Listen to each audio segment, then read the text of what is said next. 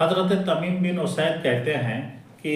ایک مرتبہ میں اللہ کے رسول صلی اللہ علیہ وسلم کی خدمت میں حاضر ہوا تو آپ صلی اللہ علیہ وسلم ممبر پر چڑھ کر کے خطبہ دے رہے تھے۔ میں نے کہا اللہ کے رسول ایک اجنبی آیا ہے اور وہ اپنے دین کے بارے میں کچھ پوچھنا چاہتا ہے۔ اللہ کے رسول صلی اللہ علیہ وسلم فوراً ممبر سے اتر پڑے، میری طرف آئے، ایک کرسی لائی گئی، اس پر بیٹھے اور بتایا مجھے دین کے بارے میں کہ جو آدمی وہ پوچھنا چاہتا ہے دین کے بارے میں پوری چیزیں جو تفصیل کے ساتھ بتا سکتے تھے آپ نے بتایا۔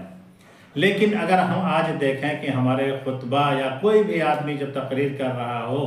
اگر کوئی صرف اس کو ٹوک دے یا یہ کوئی بول دے تو اس کے پیچھے پڑ جاتے ہیں، پتہ نہیں کیا کیا کہتے ہیں اور اس کو آداب محفل سکھاتے ہیں۔ لیکن اللہ کے رسول صلی اللہ علیہ وسلم جو اس روئے زمین کی سب سے عظیم ہستی ہیں، جب آدمی ان کے پاس پوچھنے آتا ہے کہ اللہ کے رسول میں دین کے بارے میں کچھ جاننا چاہتا ہوں، تو آپ ممبر سے نیچے تشریف لے آتے ہیں اور اس آدمی کے سوال کا جواب دیتے ہیں۔ تو ہمارے خطبہ کو اور ہمارے مقررین کو اللہ کے رسول صلی اللہ علیہ وسلم کی حدیث کو مد نظر رکھتے ہوئے اپنی ان حالات میں سدھار لانی چاہیے، اور اگر کوئی ان سے دین کا مسئلہ پوچھنے آتا ہے تو وہ کسی بھی جگہ پہ اگر تشریف رکھتے ہوں، اللہ کے رسول ممبر پر تشریف رکھتے تھے اور آپ نیچے اتر آئے اور کسی بھی محفل میں تشریف رکھتے ہوں تو یہ نہ کہیں کہ میں فلاں جگہ ہوں، آپ اس جگہ نہیں پوچھ سکتے ہو، بلکہ ہر وقت اور ہر ٹائم آپ لوگوں کے سوالوں کا جواب دینے کے لیے تیار رہیے۔ اللہ نے آپ کو اگر علم دیا ہے تو یہ علم لوگوں کے لیے نفع بخش ہونا چاہیے،